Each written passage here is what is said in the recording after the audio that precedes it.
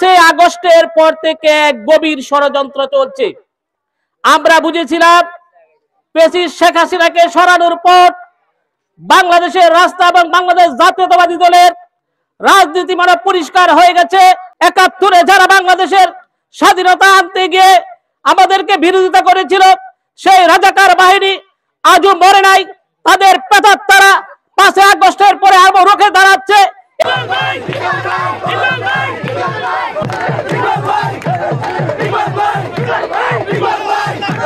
আপনারা কি জাতীয় দলের নেতাকে জনাব হুদাকে গত 17 বছর নিকলিবাজিতপুরের কোথাও আন্দোলন সংগ্রামে পেয়েছেন?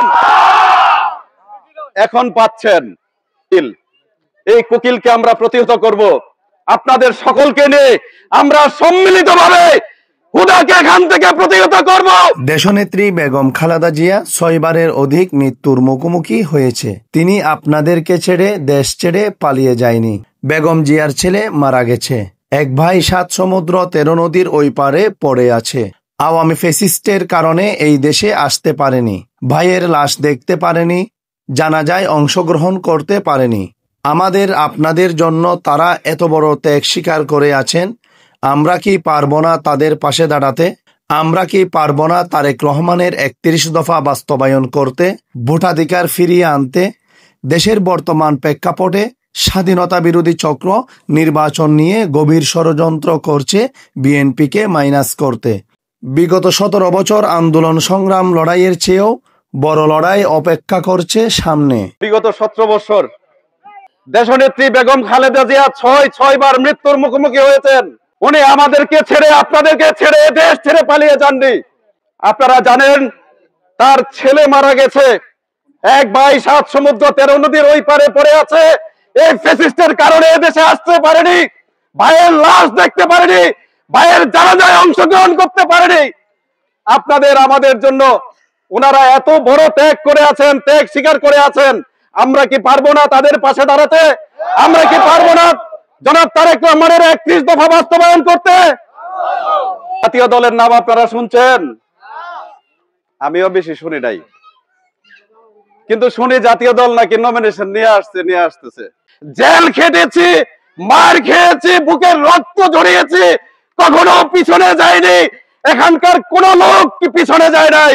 আপনাদের কাছে অনুরোধ, যখন বিএনপির ব্যানার নিয়ে মিটিং করে শেষে স্লোগান দেয় বাংলাদেশ জাতীয় দল জিন্দাবাদ, আমাদের খুব কষ্ট হয়, আমরা খুব কষ্ট পাই।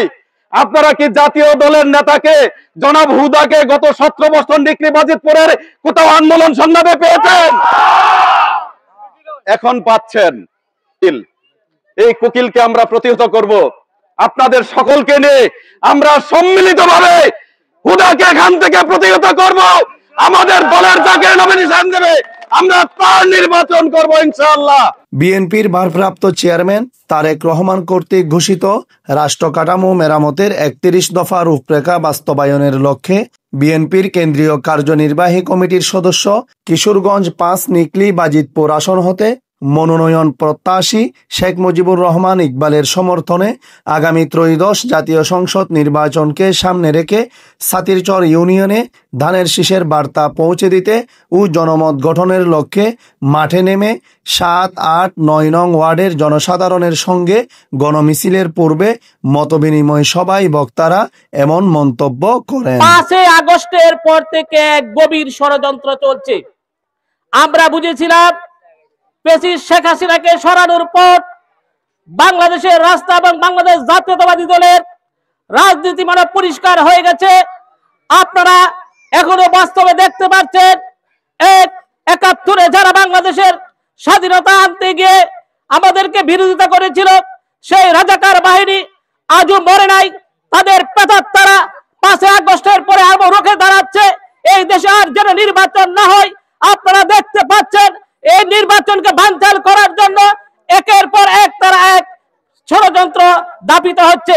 এই ষড়যন্ত্রকে আপনারা রুখে দাঁড়াবার জন্য আপনারা কি রাজি আছেন? শুক্রবার 31 অক্টোবর বিকেল হতে উপজেলার সাতিরচর ইউনিয়নের 7, 8, 9 নং ওয়ার্ডের জনসাধারণকে নিয়ে গণমিছিল ও মতবিনিময় সভা অনুষ্ঠিত হয়। উক্ত মতবিনিময় সভা ও গণমিছিল পূর্বে কোরআন তেলাওয়াত করেন মাওলানা নূরচাঁদ মিয়া। সাতিরচর ইউনিয়ন বিএনপির যুগ্ম সাধারণ সম্পাদক মুসা হায়দার মোল্লা, উপজেলা স্বেচ্ছাসেবক দলের যুগ্ম আহ্বায়ক সাইফুল ইসলামের যৌথ সঞ্চালনায় ও উপজেলা বিএনপির সাংগঠনিক সম্পাদক, সাতিরচর ইউনিয়ন বিএনপির সভাপতি ইঞ্জিনিয়ার পরশ মাহমুদের সভাপতিত্বে বক্তব্য রাখেন সাতিরচর ইউনিয়ন বিএনপির সাধারণ সম্পাদক মেহেদি হাসান মুক্তার, সাতিরচর ইউনিয়ন বিএনপির সাংগঠনিক সম্পাদক জাহিদ হাসান জাকির। বিগত ফ্যাসিস্ট হাসিনা সরকারের আমলে আমরা প্রায় 17 বছর ভোট বঞ্চিত। জাতীয়তাবাদী দল বিএনপি এবং বিএনপির চেয়ারপারসন দেশনেত্রী বেগম খালেদা জিয়া বারবার এই দেশ যখন সংকটে পড়েছিল, দেশনেত্রী বেগম খালেদা জিয়া এই সংকট উদ্ধারণে অগ্রণী ভূমিকা পালন করেছিলেন।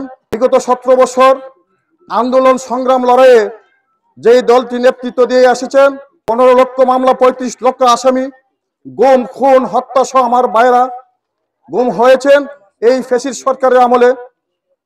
পরবর্তীতে 24-এর গণ আন্দোলন, হাসিনার পতন। আপনারা জানেন এখনো এদেশে একটি চক্রান্ত চলমান, আদৌ নির্বাচন হবে কি হবে না, দেশে এখনো ষড়যন্ত্র চলমান। আমি বলতে চাই, সজাগ থেকো বাংলাদেশ, ষড়যন্ত্র হয়নি শেষ। যতক্ষণ না পর্যন্ত এদেশ থেকে ষড়যন্ত্র বঙ্গোপসাগরে নিপাত না হবে, ততক্ষণ পর্যন্ত আমরা শহীদ প্রেসিডেন্ট জিয়াউর রহমান সৈনিকেরা মাঠে আছি। পরবর্তীতে বাজিতপুরে নেকড়ি আসন থেকে বিগত 17 বছর যিনি আমাদেরকে মামলা মোকদ্দমায় আপদে বিপদে যিনি আমাদের বটবৃক্ষের মতো ছায়া দিয়ে এসেছেন, আমাদের প্রিয় নেতা শেখ মুজিবুর রহমান ইকবাল সাহেব। এ সময় আরো উপস্থিত ছিলেন সাতিরচর ইউনিয়ন বিএনপির সিনিয়র সহসভাপতি হারুনর রশিদ বাচ্চু, সাতিরচর ইউনিয়ন বিএনপির সহসভাপতি জয়নাল আবেদিন, সহসভাপতি নুরুল আমিন নুরু, সাতিরচর ইউনিয়ন বিএনপির সহসভাপতি জামাল উদ্দিন, সাতিরচর ইউনিয়ন বিএনপির সিনিয়র যুগ্ম সাধারণ সম্পাদক শফিকুল ইসলাম মেম্বার, উপজেলা কৃষক দলের সহসভাপতি আক্তারুল ইসলাম মিশু, সাতিরচর ইউনিয়ন বিএনপির ক্রীড়া বিষয়ক সম্পাদক মাহবুব আলম, সাতিরচর ইউনিয়ন বিএনপির উপদেষ্টা মণ্ডলীর সদস্য হাজী জসিমউদ্দিন মাহমুদ, উপদেষ্টা মণ্ডলীর সদস্য জহির আহমেদ মেম্বার, সাতিরচর উচ্চ বিদ্যালয়ের সভাপতি শওকত আকবর, নিকলি উপজেলা কৃষক দলের সাংগঠনিক সম্পাদক নুরুল আমিন নুরুল্লাহ, সাতিরচর ইউনিয়ন স্বেচ্ছাসেবক দলের আহ্বায়ক হাবিবুর রহমান স্বপন, ঢাকা মহানগর দক্ষিণ ছাত্র দলের সাবেক পাঠাগার সম্পাদক আলামিন হুসাইন, সাতিরচর ইউনিয়ন কৃষক দলের সিনিয়র যুগ্ম সাধারণ সম্পাদক কুদ্দুস মিয়া, সাতিরচর ইউনিয়ন কৃষক দলের সাংগঠনিক সম্পাদক নূর আলী, ইউনিয়ন সাংগঠনিক সম্পাদক জামাল উদ্দিন, সাতিরচর ইউনিয়ন তাঁতি দলের সভাপতি সাহেব আলী, নিকলি উপজেলা শাখা তাঁতি দলের নেতা শামীম আহমেদ, সাতিরচর ইউনিয়ন স্বেচ্ছাসেবক দলের যুগ্ম আহ্বায়ক ফারুক আহমেদ, সাতিরচর ইউনিয়ন শাখা সহ ওয়ার্ড বিএনপির সভাপতি সাধারণ সম্পাদক প্রমুখ। আগামী ত্রয়োদশ জাতীয় সংসদ নির্বাচনে নিকলি বাজিতপুর আসনে জনগণের মনোনীত প্রার্থী শেখ মুজিবুর রহমান ইকবালের বিকল্প নেই বলে গণমিছিল ও মতবিনিময় সভায় দাবি করেন। আমাদের দলের যাকে নমিনেশন দেবে আমরা তার নির্বাচন করবো ইনশাআল্লাহ।